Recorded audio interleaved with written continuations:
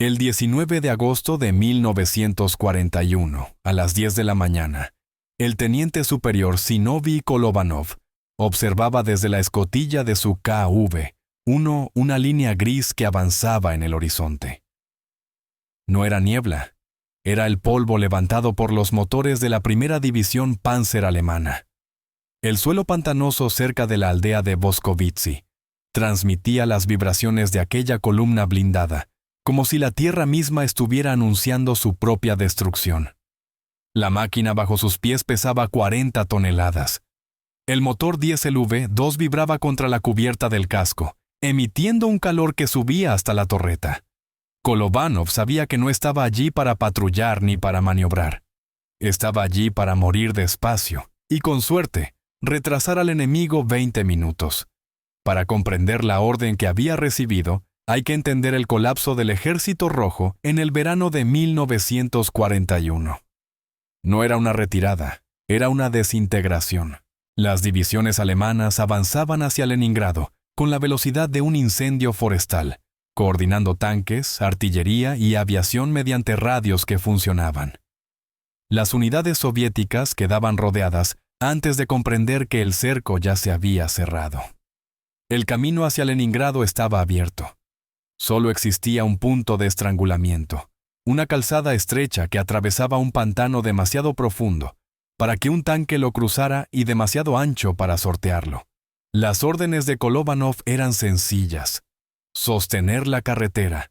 Sus superiores no esperaban que sobreviviera, esperaban que su tanque ardiendo obligara a los alemanes a detenerse para despejar el camino. El KV-1 no era visto como un arma, sino como un obstáculo móvil. Un bloque de acero que valía más sacrificado que en movimiento.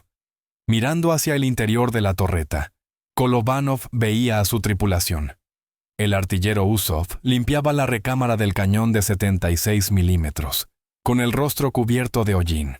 El conductor Nikiforov miraba el panel de instrumentos, rezando para que la transmisión no se desintegrara. Este era el secreto oscuro del KV-1. En teoría, era el tanque más poderoso del mundo, con un blindaje tan grueso que los proyectiles antitanque alemanes apenas lo arañaban. En la práctica, era un enfermo mecánico. La transmisión se rompía con facilidad. El embrague era tan pesado que los conductores a veces usaban un mazo para cambiar de marcha. El motor se sobrecalentaba sin razón aparente. Era una bestia que luchaba contra su propia tripulación tanto como contra el enemigo. La infantería soviética que pasaba junto al tanque inmóvil lo miraba con una mezcla de lástima y desprecio. Para ellos, un tanque que no podía moverse rápido era carne muerta. Conocían la doctrina alemana. Los Panzer no enfrentaban a los tanques pesados de frente. Usaban su velocidad para flanquear, para rodear como lobos, golpeando las rejillas del motor y las cadenas hasta que la bestia no podía girar. Luego llamaban a los Stukas. Kolovanov ignoró las miradas. Sabía algo que la doctrina oficial no contemplaba. La mayor debilidad del KV-1, su peso, podía convertirse en su mayor fortaleza si se usaba correctamente. Los expertos decían que se necesitaba maniobrabilidad para sobrevivir a una división Panzer. Kolovanov decidió ignorar a los expertos. Bailar con un tanque de 40 toneladas en un pantano era una forma segura de hundirse. No iba a bailar. Iba a convertirse en una roca. Estudiando el terreno a través del periscopio, veía el campo de batalla no como un soldado, sino como un ingeniero. La carretera estaba construida sobre un terraplén elevado, esencialmente un puente de tierra que cortaba el pantano. A ambos lados, el suelo era un lodazal que tragaría un Panzer hasta la torreta si intentaba salirse de la carretera. Los alemanes estaban atrapados en el asfalto. Tendrían que avanzar en fila india. Era una galería de tiro, pero solo si el tirador no podía ser visto. El problema era el KV-1. Medía casi 3 metros de altura. Proyectaba una sombra visible desde kilómetros de distancia. Si lo dejaba en la carretera, el tanque de cabeza lo detectaría desde 1500 metros. Se detendrían, llamarían a los cañones de 88 milímetros y lo despedazarían antes de que pudiera disparar un solo tiro. Necesitaba desaparecer. La voz de Kolovanov sonó en el intercomunicador, plana y tranquila. «Nikiforov, sácanos de la carretera. Métela en el barro». El conductor vaciló, mirando hacia atrás como si su comandante hubiera perdido la razón. Meter un tanque de 40 toneladas en un pantano violaba la primera regla de operación blindada. Pero viendo el acero en los ojos de Kolovanov, Nikiforov agarró las palancas de dirección. Aceleró el motor diésel. El rugido ensordecedor sacudió los árboles. Las cadenas mordieron el asfalto y el tanque se deslizó por el terraplén hacia el pantano. El barro no solo aceptó el tanque, lo abrazó. Las cadenas de acero se hundieron de inmediato, el lodo negro subiendo más allá de las ruedas, amenazando con entrar por la escotilla del conductor.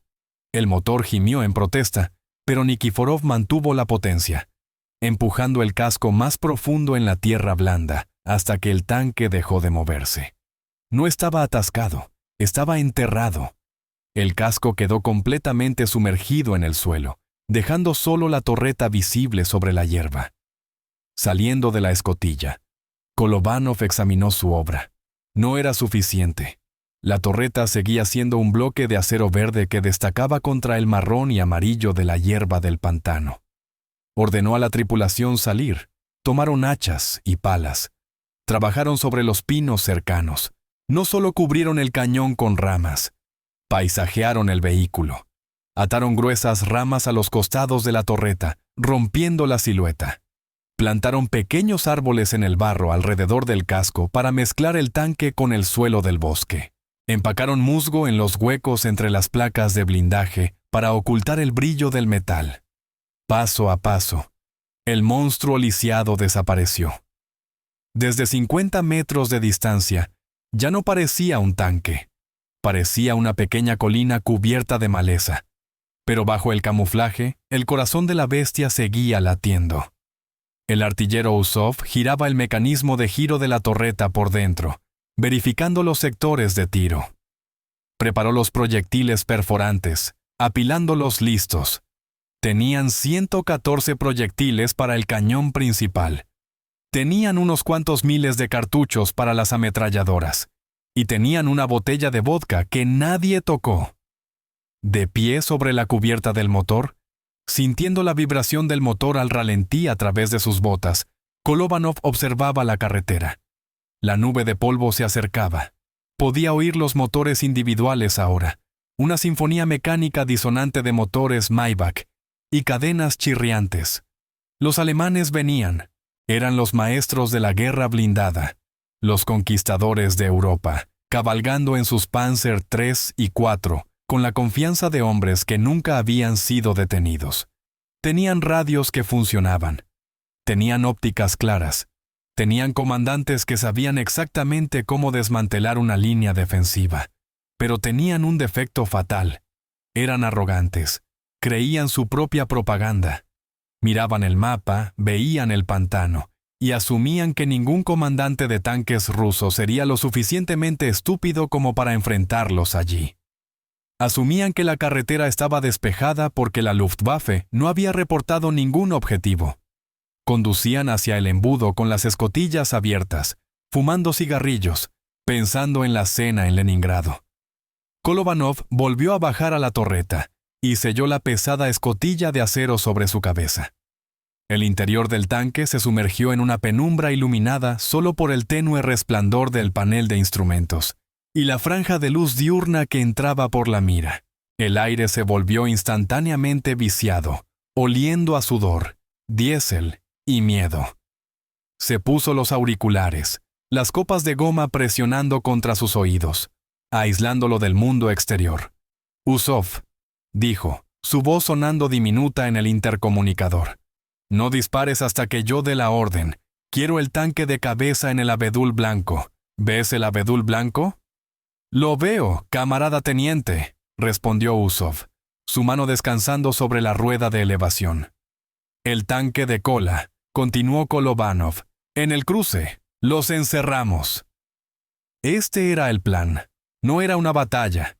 Era un trabajo de demolición. Al golpear el primer y último vehículo, convertiría la calzada estrecha en un estacionamiento. Los Panzers en el medio no tendrían a dónde ir. No podrían dar la vuelta en la carretera estrecha. No podrían conducir hacia el pantano. Quedarían atrapados en una caja mortal de su propia creación. El suelo tembló con más fuerza ahora. A través del periscopio, Kolobánov vio la primera forma gris emerger de la línea de árboles. Era un Panzer III, su comandante de pie en la cúpula, escaneando el horizonte con binoculares. Miró directamente sobre el parche de maleza donde yacía oculto el KV-1. No vio nada más que pantano y árboles. Hizo una señal con la mano, indicando a la columna que avanzara. La trampa estaba tendida. Los expertos que habían dejado el tanque lisiado por muerto estaban a punto de ser refutados de la manera más violenta posible. El fantasma de hierro estaba despierto y tenía hambre. Enterrado en el lodo del pantano de Leningrado, el KV-1 ya no era un tanque, era un depredador sumergido. El proceso de ocultar 40 toneladas de acero no había sido simplemente estacionar detrás de un arbusto. Había sido un acto de paisajismo industrial. El conductor Nikiforov había batido el suelo pantanoso en una sopa, permitiendo que el casco masivo se asentara más profundo con cada pasada, hasta que los guardabarros quedaron al nivel de la hierba, trabajando con la energía desesperada de hombres cavando sus propias tumbas. La tripulación había convertido la torreta en una pieza del bosque. El artillero Usov y el cargador habían cortado abedules jóvenes y ramas de pino, atándolos a los rieles de agarre y al cañón con alambre. El cañón de 76 milímetros, normalmente un dedo negro distintivo apuntando al enemigo, ahora estaba envuelto en musgo y arpillera, pareciendo un tronco podrido en el pantano. Sentado en la cúpula del comandante, Kolobánov sabía que el camuflaje era solo la mitad de la batalla. Un tanque oculto que falla su primer disparo es solo un objetivo con un lazo. Necesitaba precisión. Necesitaba conocer la distancia exacta a la zona de muerte sin usar un telémetro que reflejaría el sol. Daputo, Monna, mirando a través del periscopio, mapeó el campo de batalla en su mente, convirtiendo las características inocentes del paisaje en puntos de datos. El abedul blanco que se alzaba solo cerca de la curva de la carretera no era solo paisaje, era el marcador de distancia 1. Distancia, 300 metros. El cruce más adelante marcado por dos grandes rocas era el marcador de distancia 2. Distancia, 800 metros. Al precalcular la solución de tiro para estos puntos de referencia específicos, Kolobánov estaba creando una regla invisible a través de la calzada. Cuando llegaran los alemanes, no estaría disparando a objetivos en movimiento. Estaría esperando a que condujeran hacia su retícula. La primera prueba de su invisibilidad llegó a las 11 horas.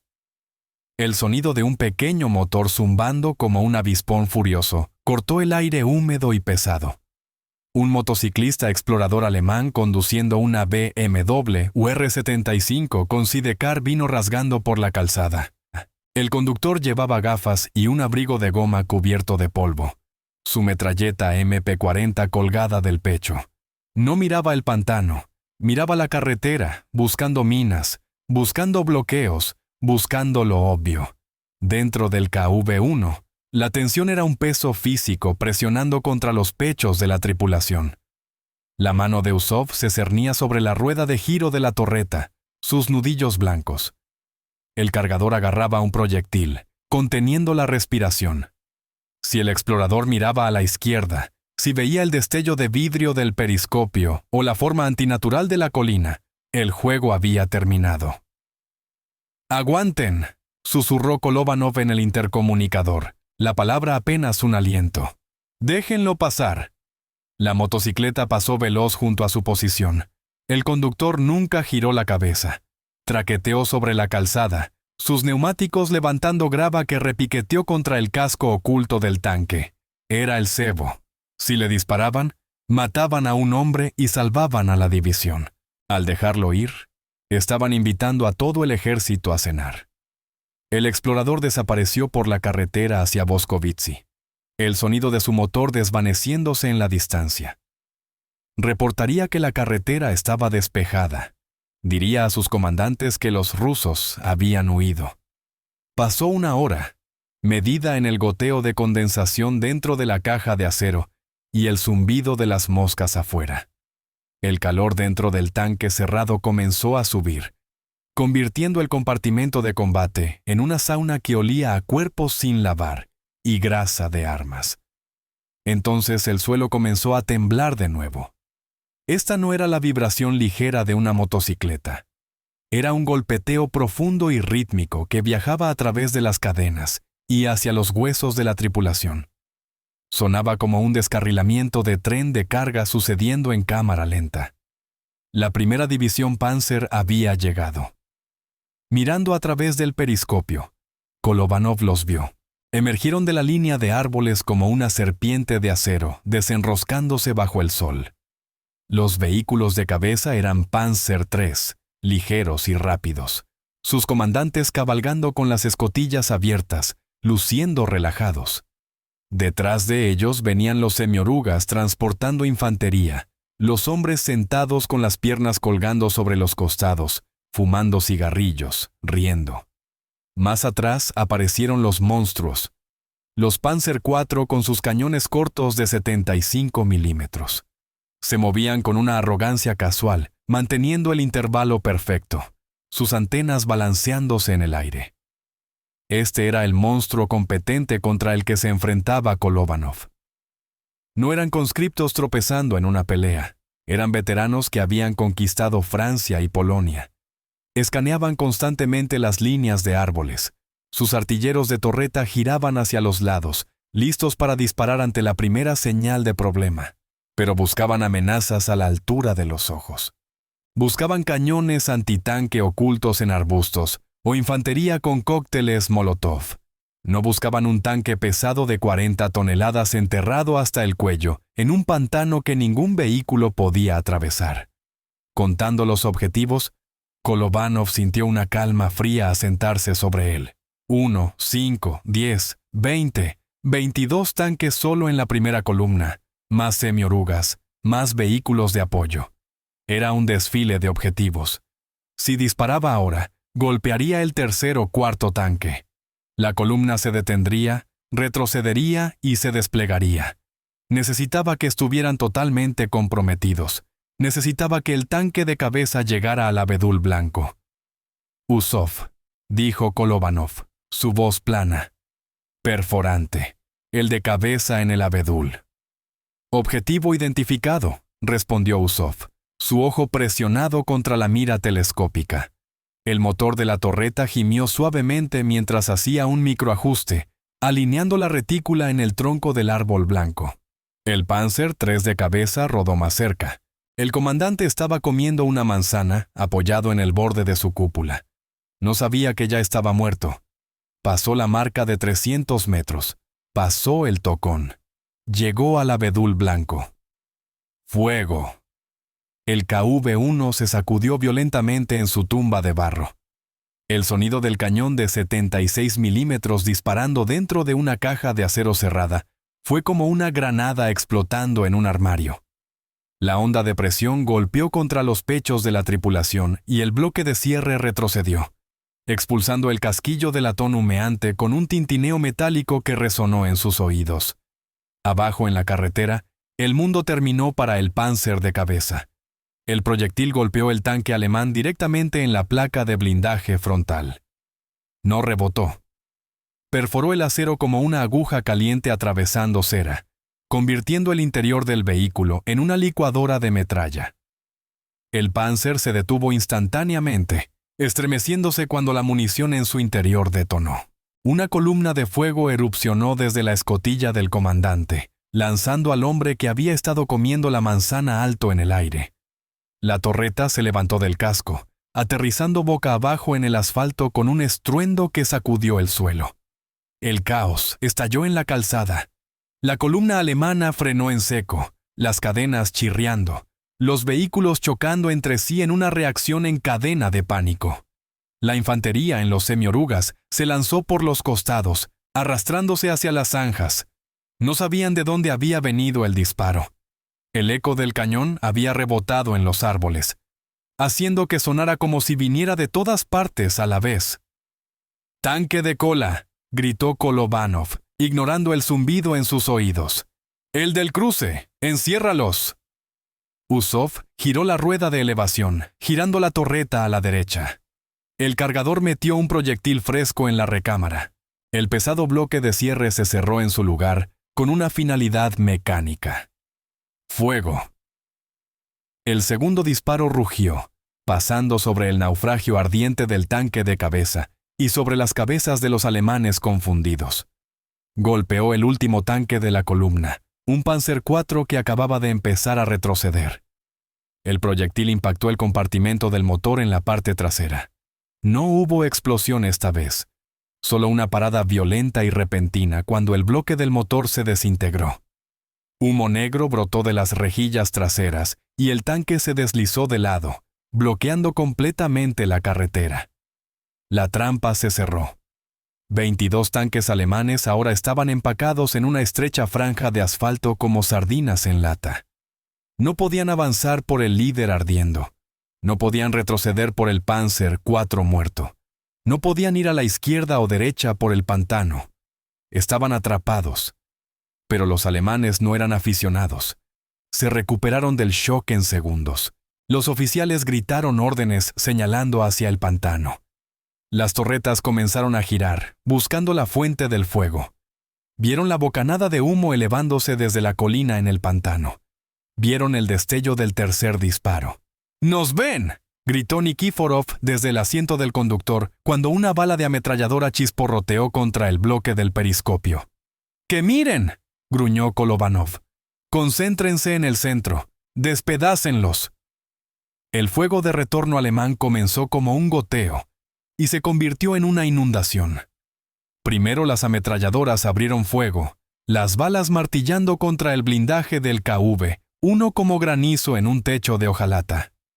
Luego los cañones de los tanques se unieron.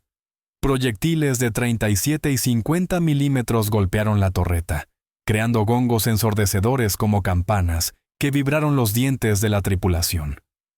Chispas volaron dentro del compartimento de combate, cuando el impacto desprendió escamas de acero de las paredes interiores. Pero los expertos estaban equivocados sobre el KV-1. No era un búnker, era una fortaleza. Los proyectiles alemanes diseñados para matar tanques rusos ligeros se hicieron añicos inofensivamente contra el grueso blindaje inclinado del Kliment Voroshilov. Rajaron el acero. Astillaron la pintura. Pero no penetraron. Usov siguió disparando. Trabajó con el ritmo de una máquina de fábrica. Cargar, apuntar, disparar. No se apresuró. No entró en pánico. Puso un proyectil en el flanco de un Panzer III que intentaba empujar al líder ardiendo fuera de la carretera. Puso otro en un semioruga que intentaba desplegar un cañón antitanque PaK-38. La calzada se convirtió en un matadero. El combustible ardiendo se derramó sobre el asfalto, corriendo hacia las zanjas y prendiendo fuego a la hierba. El humo de los restos ardiendo comenzó a derivar a través del campo de batalla, oscureciendo los objetivos. Este era el nuevo problema. Usov no podía ver. «No tengo visual», gritó el artillero entornando los ojos a través de la mira llena de humo. «Disparen a los destellos», ordenó Kolovanov. «Apunten a la base de las llamas». Los alemanes, ahora desesperados, comenzaron a empujar sus tanques hacia el pantano en un intento frenético de flanquear al asesino invisible. Un Panzer III se lanzó fuera de la carretera, sus cadenas batiendo el barro. Llegó 10 metros antes de que el pantano se lo tragara. Se hundió hasta los guardabarros, su cañón apuntando inútilmente al cielo, efectivamente sacándose a sí mismo de la lucha. Dentro del KV-1, el calor se estaba volviendo insoportable. El ventilador de ventilación no podía limpiar los gases propelentes lo suficientemente rápido. La tripulación tosía, sus ojos llorando, sus caras ennegrecidas con hollín. El piso de la torreta estaba cubierto de casquillos de latón, gastados que rodaban con cada retroceso, tintineando entre sí como campanas. Entonces, un impacto masivo sacudió el tanque más fuerte que los demás. Un proyectil alemán había golpeado el anillo de la torreta, atascando el mecanismo. Usov intentó girar la rueda de giro, pero no se movió. ¡Torreta atascada!, gritó Usov, el pánico colándose en su voz. «No podemos girar». Kolobánov no parpadeó. La torreta estaba atascada mirando el centro del convoy, pero todavía había objetivos a izquierda y derecha. «Nikiforov», gritó Kolobánov al conductor. «Tú eres la torreta ahora. Pivotea el casco. Gira todo el tanque». Era una orden loca. Girar un tanque enterrado en un pantano era una receta para arrojar una cadena. Si la cadena se rompía, estaban muertos. Pero Nikiforov no discutió. Aceleró el motor, golpeando las palancas de dirección hacia adelante y hacia atrás. El masivo V2 rugió, luchando contra la succión del barro. El casco se estremeció, gimiendo bajo el estrés, y lentamente, agonizantemente, todo el tanque comenzó a rotar en su tumba. El cañón giró a la izquierda trayendo un Panzer IV fresco a la mira. Usov disparó. El tanque alemán explotó. El tanque lisiado no estaba muerto. Estaba devolviendo el golpe con la negativa obstinada y rechinante a morir, que desafiaba todas las leyes de la guerra blindada. Los alemanes lo martillaron. Le gritaron con sus cañones. Pero el fantasma de hierro simplemente se sentó en el barro, recibiendo los golpes y escupiendo muerte de vuelta. Un proyectil de 76 milímetros a la vez. La situación dentro del KV-1 había pasado más allá de desesperada y entrado en el reino de la tortura mecánica. Con el anillo de la torreta atascado por el impacto de un proyectil alemán, el tanque de 40 toneladas ya no era un arma de precisión. Era un búnker fijo con el cuello roto. El artillero Usov se sentaba inútilmente en la rueda de giro, sus nudillos blancos mientras luchaba contra los engranajes bloqueados. Pero la torreta se negaba a moverse un milímetro a izquierda o derecha. El cañón apuntaba directamente adelante, bloqueado en un Panzer III en llamas, mientras el resto de la columna alemana se reagrupaba en los flancos para dar el golpe mortal. Kolobánov no perdió tiempo maldiciendo la maquinaria. Inclinándose desde la cúpula del comandante, pateó el respaldo del asiento del conductor para llamar la atención de Nikiforov. Gritó la nueva realidad sobre el rugido del motor. El conductor era ahora el artillero. Para apuntar el cañón, tendrían que girar el mundo entero. Nikiforov no vaciló. Agarrando las pesadas palancas de acero de dirección, se preparó para hacer algo que el KV-1 nunca fue diseñado para hacer en un pantano. Aceleró el motor diésel V2 hasta que el tacómetro marcó línea roja. El ruido dentro del casco subiendo a un grito ensordecedor que vibró los empastes en sus dientes. Soltando el embrague en la cadena izquierda mientras aceleraba a la derecha, forzó al vehículo masivo a pivotar en su propia huella. El barro contraatacó. La succión del pantano intentó mantener las cadenas fijas, arrastrando las RPM hacia abajo, pero el torque del diésel ganó el argumento. Lentamente, agonizantemente, todo el tanque se estremeció y rotó en sentido contrario a las agujas del reloj. El largo cañón del arma de 76 milímetros, barriendo el horizonte como la manecilla de un reloj gigante. Mirando a través del periscopio, Kolobánov actuó como la computadora humana de control de fuego.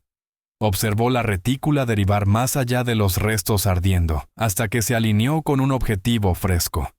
Un Panzer IV que intentaba empujar su camino más allá del bloqueo en la calzada. ¡Alto!, gritó Kolobánov. Nikiforov golpeó los frenos. El tanque se sacudió hasta detenerse, balanceándose en su suspensión. El cañón osciló, asentándose por una fracción de segundo. ¡Fuego! Usov jaló el gatillo. El cañón rugió, enviando un proyectil gritando hacia el flanco del tanque alemán. El Panzer se desintegró, su almacén de municiones cocinándose en un destello blanco brillante que iluminó el campo de batalla sofocado por el humo. Pero no hubo tiempo para celebrar. El retroceso del disparo había mecido al KV-1 de vuelta en el barro, desalineando todo. Tenían que reajustarse. Tenían que hacerlo de nuevo. Durante la siguiente hora, la batalla se convirtió en una danza gruñente y a cámara lenta de violencia de dinosaurios. Cada disparo requería un esfuerzo coordinado complejo entre el comandante y el conductor. Nikiforov luchaba con las palancas de dirección, sus brazos ardiendo por el esfuerzo de luchar contra la asistencia hidráulica que estaba perdiendo presión rápidamente. Los platos del embrague se estaban sobrecalentando, llenando el compartimento de combate con el olor acre y mordaz de asbesto quemado. Cada vez que pivoteaba el tanque, arriesgaba arrojar una cadena. Si un pasador de cadena se rompía o un eslabón se separaba en el barro profundo, quedarían inmovilizados para siempre, su cañón apuntando inútilmente a los árboles, mientras los alemanes los flanqueaban. Los alemanes, dándose cuenta de que el tanque ruso estaba lisiado, cambiaron sus tácticas. Dejaron de intentar duelo contra el monstruo con cañones de tanques y trajeron los matadores de tanques. Escuadrones de infantería moviéndose bajo la cobertura del humo, arrastraron cañones de bolsillo de 37 milímetros hacia las zanjas de drenaje que bordeaban la carretera. Estos pequeños cañones de alta velocidad eran difíciles de detectar y podían disparar rápidamente, apuntando a las cadenas y ópticas del KB-1. Las chispas comenzaron a volar dentro de la torreta cuando los proyectiles alemanes martillaron los bloques de visión. El vidrio en el periscopio de Kolovanov se hizo añicos, rociando su cara con fragmentos afilados como navajas. Cegado en un lado, tuvo que abrir la escotilla una rendija, un movimiento suicida, para detectar los objetivos. Mirando a través de la rendija de luz del día, vio los destellos de boca de los cañones antitanque, parpadeando en los arbustos como luciérnagas enfadadas. «¡Alto explosivo!», ordenó. «¡Limpien las zanjas!». El cargador, un joven llamado Rodenov, que parecía haber envejecido 20 años en 2 horas, soltó el proyectil perforante que sostenía y agarró un proyectil de fragmentación. Estos proyectiles no necesitaban penetrar acero, solo necesitaban estar cerca. Usov cargó el proyectil. Nikiforov pivoteó el tanque 5 grados a la derecha. El disparo golpeó el borde de la zanja, explotando en un rocío de tierra y metralla. La tripulación del cañón alemán desapareció en la nube. Pero por cada cañón que silenciaban, 2 más parecían abrir fuego. El casco del KV-1 sonaba continuamente, una cacofonía incesante de golpes de mazo cuando proyectil tras proyectil golpeaba el blindaje. El ruido era enloquecedor. Un asalto físico que dejaba a la tripulación mareada y nauseosa. Estaban sentados dentro de una campana de iglesia gigante, que estaba siendo tañida por gigantes. Entonces, el calor se convirtió en el enemigo. La maniobra constante del pesado tanque había empujado la temperatura del motor más allá de la marca crítica. El sistema de enfriamiento, obstruido con barro del pantano y sobretrabajado por los constantes pivotes de altas revoluciones, comenzó a fallar. La temperatura dentro del compartimento de combate se disparó a más de 50 grados Celsius. El sudor se derramaba de los hombres, empapando sus uniformes instantáneamente. El aire estaba espeso con gases propelentes que los ventiladores no podían despejar, creando una niebla tóxica que quemaba sus pulmones y hacía que sus ojos lagrimaran. Rodenov, el cargador, estaba fallando. Levantar los proyectiles de 6 kilogramos una y otra vez en el calor sofocante había agotado su fuerza. Resbaló en un casquillo de proyectil gastado, cayendo al piso de acero. Kolovanov bajó de su asiento, agarrando al joven por el cuello y levantándolo. No ofreció simpatía, no había espacio para eso. Abofeteó la cara del cargador, un golpe agudo y punzante para despejar la niebla del agotamiento.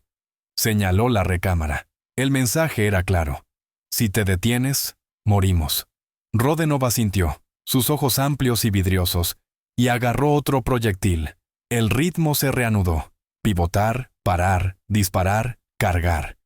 En la calzada, la columna alemana se estaba destruyendo a sí misma. Los restos ardiendo de los tanques de cabeza habían bloqueado la carretera completamente, forzando a los vehículos detrás a agruparse. El pánico se instaló. Los conductores intentaron retroceder, pero el terraplén estrecho no ofrecía espacio para maniobrar. Los tanques chocaron, bloqueando cadenas y obstruyendo la retirada. Estaban atrapados en un embudo de su propia creación, incapaces de avanzar, incapaces de retroceder. Patos sentados para el asesino invisible en el pantano. Quedándose sin munición perforante, Kolovanov hizo un cálculo sombrío. Tenía que guardar el golpe pesado para los Tigres y Panzer IV. Para los semiorugas y camiones ahora tratando de retroceder fuera de la zona de muerte, ordenó cambiar a proyectiles alto explosivos. Un proyectil golpeó el eje delantero de un camión de suministro alemán. El vehículo no solo explotó, se desintegró, esparciendo cajas de munición y combustible a través de la carretera. El combustible ardiendo corrió por el asfalto como un río de lava fluyendo bajo los tanques estacionarios. Uno por uno, las máquinas alemanas se incendiaron, sus tripulaciones abandonando hacia el fuego de ametralladora de la infantería soviética que apoyaba a Kolovanov desde los bosques. Pero la primera división Panzer no había conquistado Europa rindiéndose.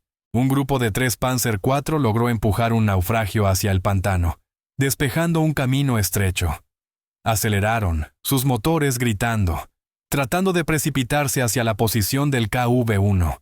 No intentaban dispararle, intentaban embestirlo, acercarse lo suficiente para poner una granada por el cañón o lanzallamas las rejillas. «Están cargando», gritó Usov, su voz quebrándose de miedo. Los 3 tanques cerraban la distancia rápido. 300 metros, 200. «Esperen», dijo Kolovanov, su mano descansando en el hombro de Nikiforov. «Esperen el barro». Los tanques alemanes dejaron el asfalto y golpearon el suelo blando rodeando la posición de Kolovanov. Durante los primeros 50 metros, su impulso los llevó. Pero cuando cerraron a 100 metros, la física se hizo cargo. Las cadenas estrechas de los Panzer IV diseñadas para las carreteras pavimentadas de Francia cortaron la capa superior del suelo y encontraron el pantano sin fondo debajo. El tanque de cabeza se empantanó instantáneamente, su nariz zambulléndose en el lodo. El segundo tanque intentó girar y arrojó una cadena, deslizándose de lado. El tercer tanque siguió viniendo. Era más ligero, moviéndose más rápido, deslizándose sobre la superficie. Cerró a 50 metros. Sus ametralladoras martillaban las ranuras de visión del KV-1, cegando a la tripulación. «Nikiforov, velocidad de embestida, pivote izquierda». El conductor pisó el acelerador a fondo. El KV-1, enterrado como una garrapata, se levantó contra su prisión de barro. No se movió hacia adelante, pero el empuje violento fue suficiente para deprimir el cañón. Usov no necesitaba la mira. El tanque alemán llenaba todo el bloque de visión. Jaló el gatillo. El disparo fue a quemarropa. El proyectil golpeó el anillo de la torreta del Panzer IV con tal fuerza que arrancó la torreta limpiamente del casco. La explosión rodó sobre el KV-1, una ola de calor y presión que succionó el aire del compartimento de combate. El silencio no siguió. La batalla continuó. Pero el impulso se había roto. Los alemanes, viendo fallar su última carga desesperada, comenzaron a retirarse. Abandonaron sus vehículos, las tripulaciones desapareciendo en los bosques a pie. La calzada era un cementerio de acero ardiendo. 22 tanques yacían destruidos, 2 semiorugas, 4 cañones antitanque. Dentro del KV-1, el cañón hizo clic vacío. Rodenov se desplomó contra la pared cortafuegos, sosteniendo el último casquillo vacío. Se habían quedado sin munición del cañón principal.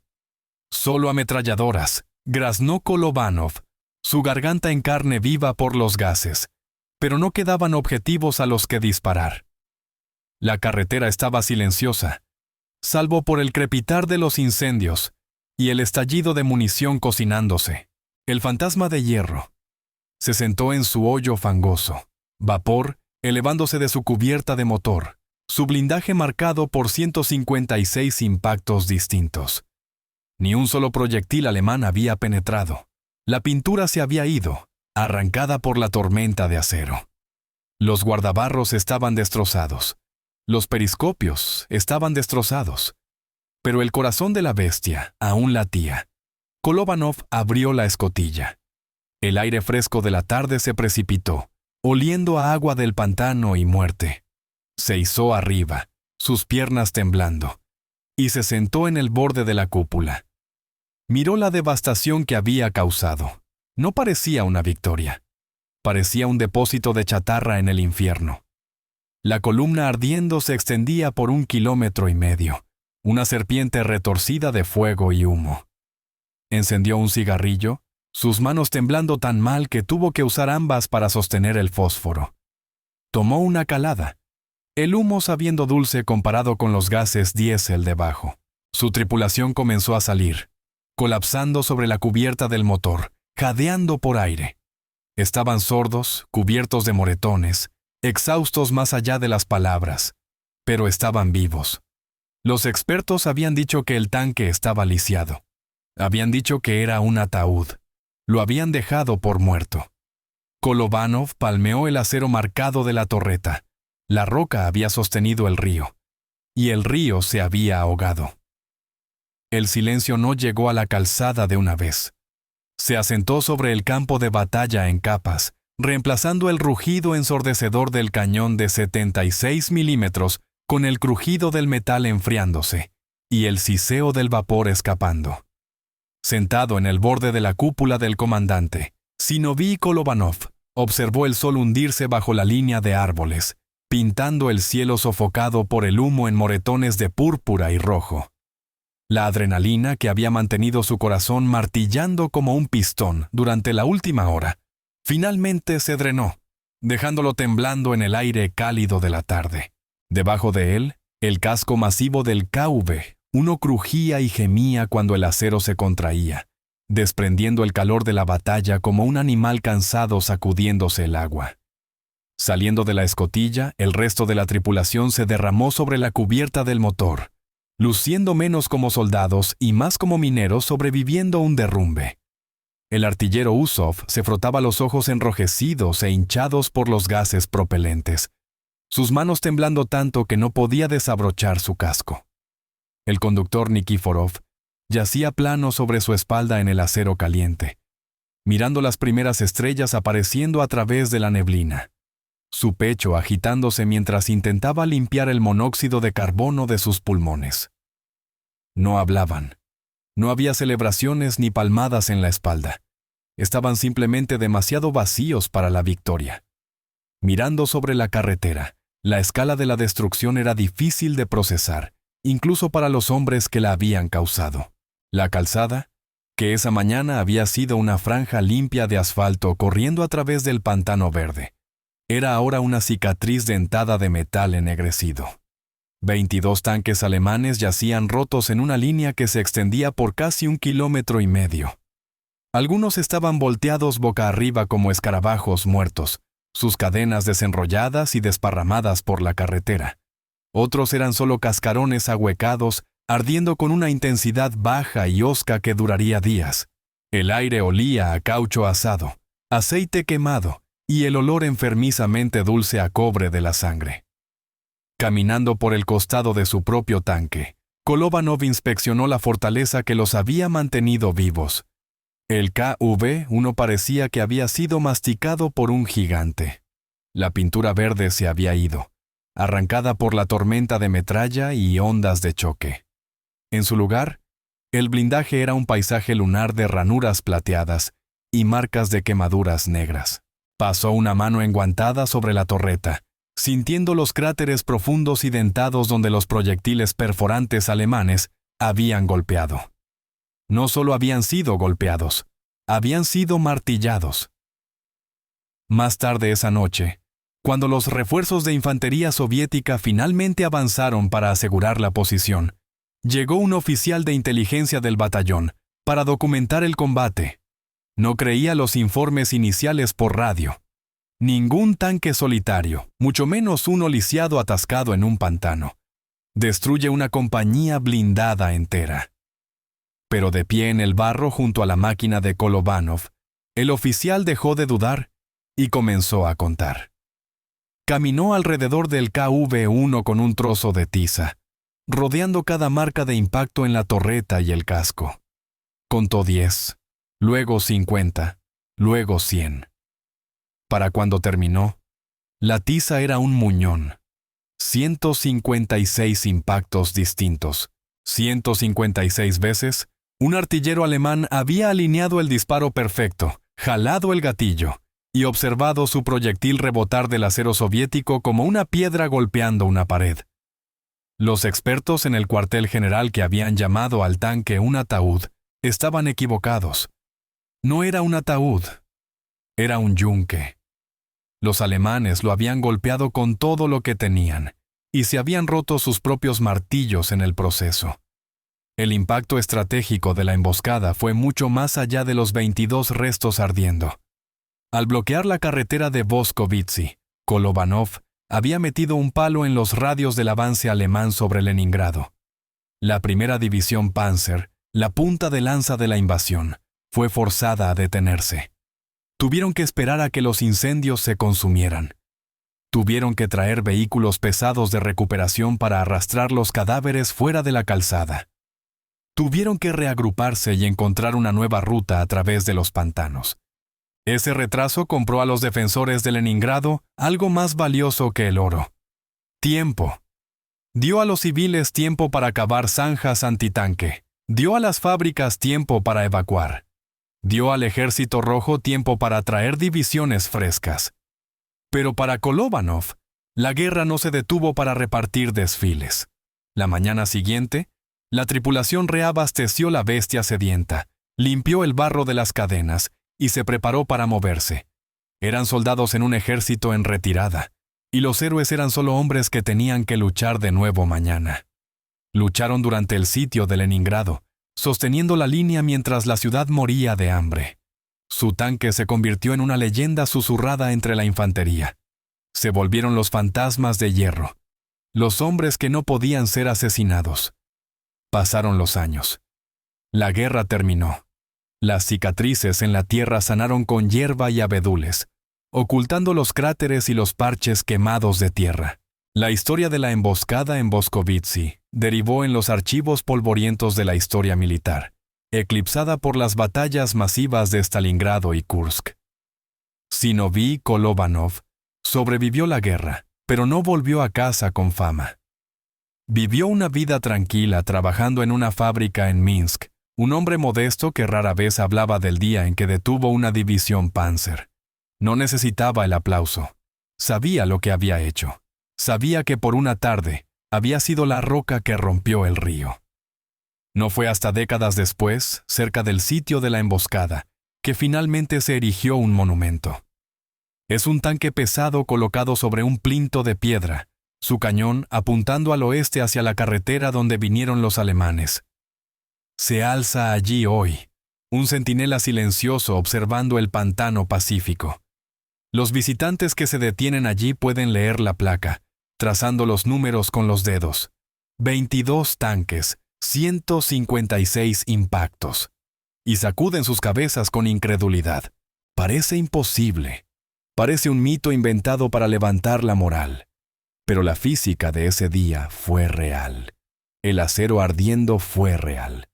La decisión de enterrar una máquina de 40 toneladas en el barro y esperar a que el enemigo caminara hacia la trampa fue el tipo de genio desesperado, que solo viene cuando tu espalda está contra la pared. Nos enseña una lección que va más allá de las tácticas militares.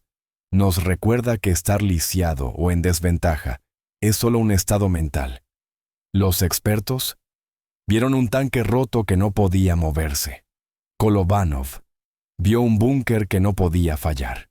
Contamos esta historia porque el mundo moderno se mueve rápido y es fácil olvidar a los hombres que tuvieron que quedarse quietos.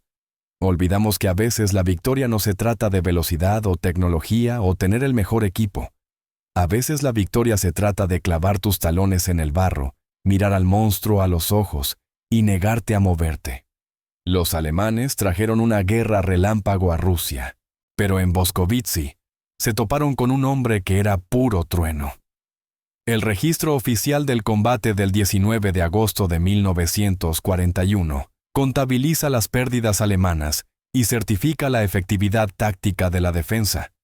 Pero no menciona el nombre del cargador Rodionov, que levantó proyectiles de 6 kilogramos bajo 50 grados de calor, hasta que sus manos sangraron. No menciona las horas que Nikiforov pasó después de la batalla con las manos sumergidas en agua helada, tratando de que los dedos dejaran de temblar.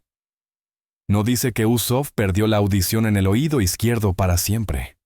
Los informes técnicos catalogan el desempeño del blindaje y la eficacia del camuflaje, pero no registran el momento en que Kolovanov, semanas después, se despertó en medio de la noche, convencido de que todavía estaba enterrado en el barro, el aire demasiado denso para respirar. La leyenda habla de un tanque que no pudo ser destruido. La realidad habla de 4 hombres que decidieron no ser movidos. La diferencia importa, porque la leyenda se trata del acero. La realidad se trata de la voluntad. Si estás escuchando esto, te invito a dejar un comentario diciéndonos desde dónde nos acompañas. Y si quieres, comparte si alguien en tu familia sirvió en aquellos años, o si conocías esta historia antes de hoy. No es una petición, es una forma de mantener viva la memoria.